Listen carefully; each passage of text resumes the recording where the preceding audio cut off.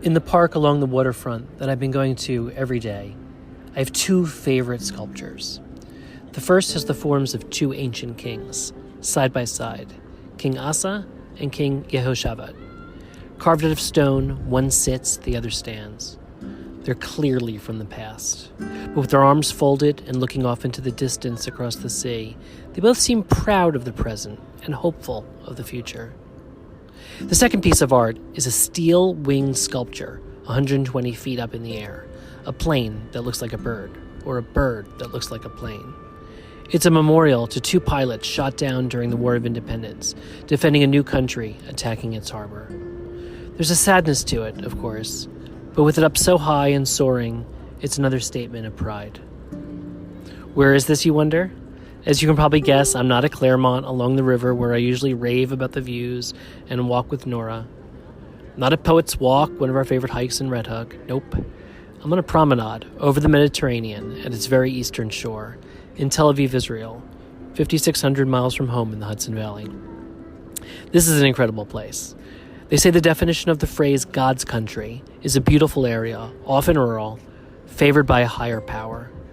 In music and books, God's country is often farmland in the south, or frontier in the west, or just really far away. And as you've heard me describe so many times there, the Hudson Valley can feel just like that. For 5 weeks, though, we've been living here in the Middle East. Brian and I took an apartment in Tel Aviv near the beach, and I've traveled to Jerusalem, to Bethlehem, to Petra in Jordan, and to Beersheba this past week to see the Ramon crater, which incidentally is not a crater. God's country? I'm literally there.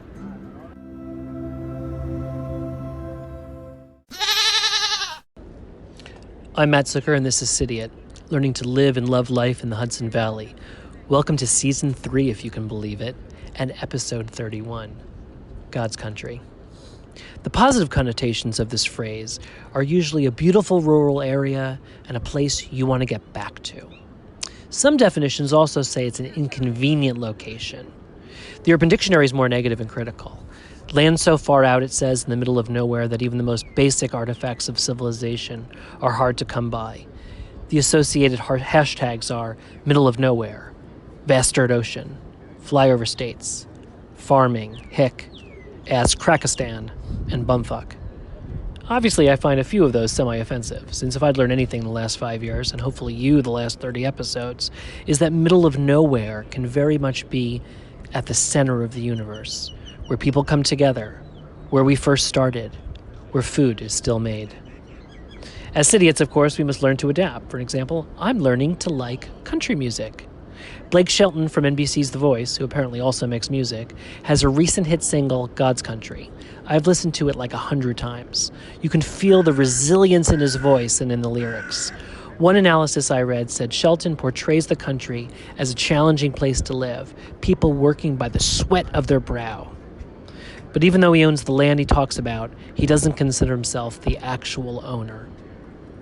Until the end of January, Brian and I are on my sabbatical from work. You can see photos on Instagram if you search for hashtag #Matabatical.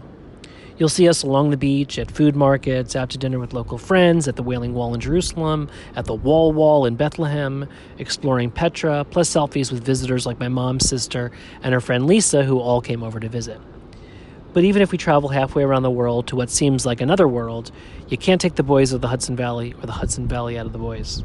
On Facebook, in one of our community groups, one morning, a man posted, "If anyone was missing any goats." It made me homesick. Being a Cidiot is all about acclimation. Here are 9 things that I find incredibly different but similar between living in the country and living in another country like Israel. Number 1, immersion has been easier for us here than it was for us there. Being in a modern urban environment like Tel Aviv is something we gave up when we gave up the city apartment. So the biggest adjustments are fun. Walking around a real pedestrian city, stopping in local cafes, seeing street theater or graffiti, grabbing a taxi when we get tired, and the need to make dinner reservations in advance. Bad weather upstate can cripple your activity. Here, it just affects beach time. Yeah, we got soft again quickly. Number 2, city life is also about paying attention to your safety. In Tel Aviv, this has many layers. Familiar ones to New York City are like getting run over by a car, bus, or bike. Here they also have 3 brands of speed scooters, which whip around curves, and not everyone wears helmets. Of course, in the background, there's that larger safety concern. Our rental apartment briefing included where to go if, say, air sirens go off. The whole region is a tinderbox. Any loud sound puts us all on edge. In the Hudson Valley, a boom, and I think of lightning, thunder, or hunters in November. Here it's boom, and you pray it's not an IED balloon or a rocket. Number 3, the food. As planned, we have been eating well. Brian eats shakshuka or falafel or hummus every single day. My food allergies limit me a bit, especially since everything here is nuts, almonds, sesames, or chestnuts. But I've missed out on far less than I thought I would. More than like half the restaurants and cafes I've been to either have a gluten-free option or they know what the heck I'm talking about. There's fresh produce everywhere, and you know it's farm to table since basically every farm is within 2 hours. There's the famous Israeli breakfast, which is plates and plates and plates of spreads and things, mostly organized around an egg dish. The colorful Israeli salad is chopped tomato, cucumber, and onion with olive oil. Jordan has its own, with the exact same ingredients, but they're sliced instead of chopped. For sweets, the big thing is halva, a sesame and honey concoction, which I can't eat, but my sister accidentally brought 3 bricks of in the Carmel Shuk. What Israel has that the Hudson Valley doesn't is a lot of fresh fish everywhere, every day, anytime for the cheap. The Hudson is not the Med.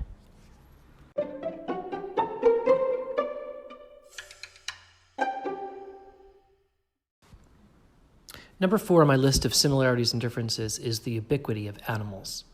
Animals are everywhere, and like in the Hudson Valley, they have the right of way. We see dogs and cats everywhere across Tel Aviv, and as we drive around the country or even into Jordan, we can see sheep and camels, and at Petra, Brian and I both rode mules all across the park to climb the hills, up and down the steep steps, all the way to the monastery in the far end of the park. One difference, though, is the presence of pigs. Pork is famously not kosher for Jews or Muslims. This is one thing everyone agrees on, so you won't see much of it on menus or on farms. Though we saw bacon a few times in a few places, so we asked, and we learned of just a few farms in Israel where they seem to raise pigs on wooden planks that never touch the ground. In this sensitive environment, there's a code word for pork: short cattle. Number 5, gestures. I find myself doing the country wave at strangers, and the Israelis look back at me like I'm ridiculous. The wave back is both hands up in the air, saying, Mazeh, what the fuck? They have other gestures, though, like the hand upside down with the fingers pressed together. That means rega, or wait a second in English. My other favor is when you try to hail a taxi, since no one in the Middle East can actually seem to adhere to the straightforward lights on, the taxi is available convention that we all know elsewhere, and you can't see into the back seat. So what you get back is a single finger wagging no at you, like you did something bad. No soup for you. This really gets my hair up. It's bad customer service when the meaning is actually far more innocent. This finger wag, no, means I am simply not available for you at this current time. Why they can't just say that, I don't know. Number 6, diversity. Not sure how to describe this. There's a certain, variety of peoples for sure here, ethnicities and national origin. I mean, waves of immigration from Europe, Russia, Ukraine, Africa, America, and elsewhere in the Middle East. Plus Jews and Arabs displaced during wars and land grabs from their original towns. But diversity here doesn't seem to mean people are actually mixed within the towns and integration the way we know it. There seems to be instead a variety of homogeneous communities, but living within just a few miles of each other. Street signs in Israel are in Hebrew, Arabic, and English. One group I'm trying to learn more about are Bedouins, mostly Arab nomads, who herd their flocks and are throughout the Middle East, including Israel and Jordan. In Petra, our guide who owned the mules that we were riding was Mohammed, very handsome, who told us he was a Bedouin, and as we trotted around the park, he pointed at the caves and said he used to sleep there as a kid. Upstate, admittedly, we lack diversity. Some days I feel like there are basically 3 groups, mostly white. 1, people here since the Mayflower with their names on street signs. Number 2, the weekenders. And 3, everyone else. I'll be back in a bit with 3 more, including the inevitable topics like war and religion. You can't really do the Middle East or Israel justice without touching on the presence of war. Paris, I always notice, has streets named after artists or military generals. Here it goes much further. War memory, both ancient and recent, is everywhere. Every day we walk past those two favorite statues I mentioned earlier, overlooking the beach of King Asa of Judah and King Jehoshaphat of Israel, looking out at sea. And that metal flight sculpture was put up for two pilots shot down during the 1948 War of Independence, saving the port of Tel Aviv from Egyptian ships bombing when Arab nations all attacked in dispute of the UN decree. Our second week, we went to Bethlehem and stayed in Banksy's walled-off hotel for a different view of life here, especially from the Palestinian point of view. We went on a tour of the art of the wall itself.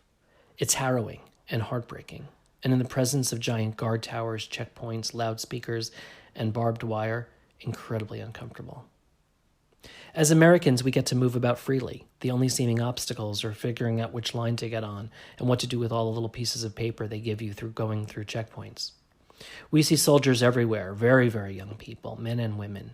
Reminds me a little of post 9/11 in New York, except here, everyone isn't just on guard, they're all guards. The U.S. does military memory too, but it's really in the small towns like in the Hudson Valley that, at least to me, it feels more intimate. The names on the memorials are often as familiar as the families still in the community. Okay, now number 8, religion. Obviously, we're here in a very religious and contentious corner of the world. 3 Abrahamic legacies.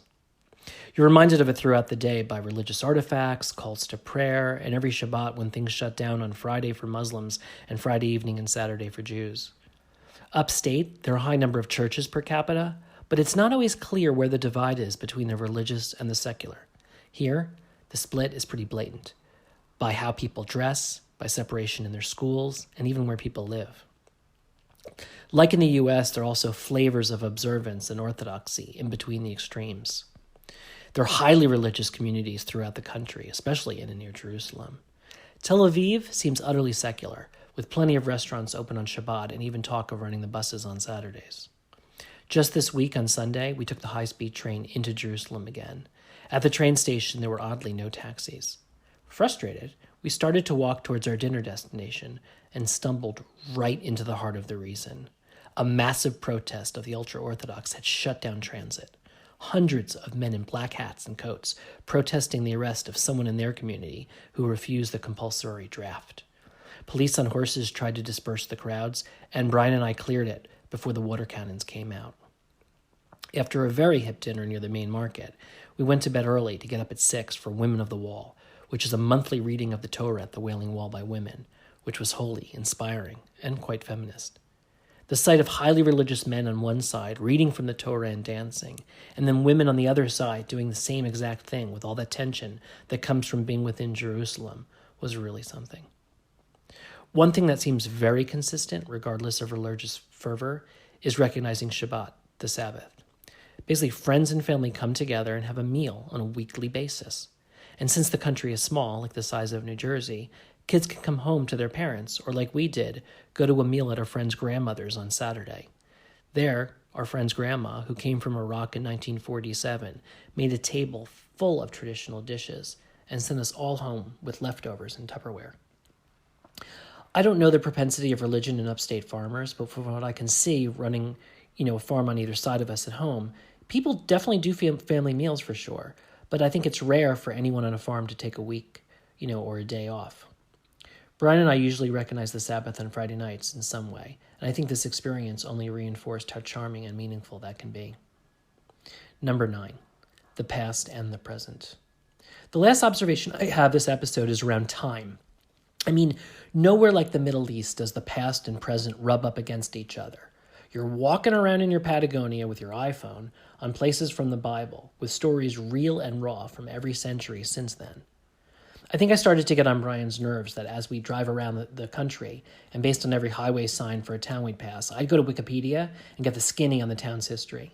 Modin is where the Maccabee story was. Beersheba means for 7 wells, which is how many lambs Abraham paid as part of the covenant to live there with his family. Even Hebrew is a resurrected language brought back to life with modern twists.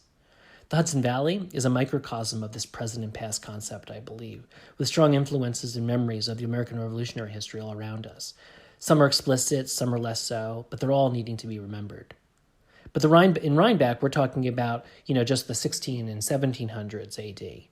Of course, here, it's those in addition to the 1600s BC.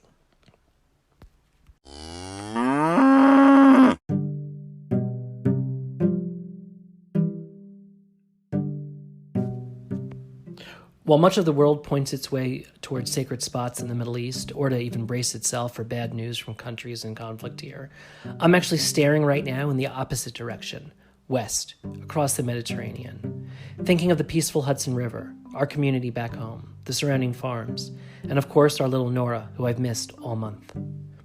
Special thanks to Andrea, Alex, Bella, and Rachel for looking after her, to my mom, Liz, and Lisa for visiting us in person, and to all of you for tuning in now. Please rate Cidiot in the Apple Podcast Store. It helps people find us. And on Instagram, you can just follow cidiot.hv.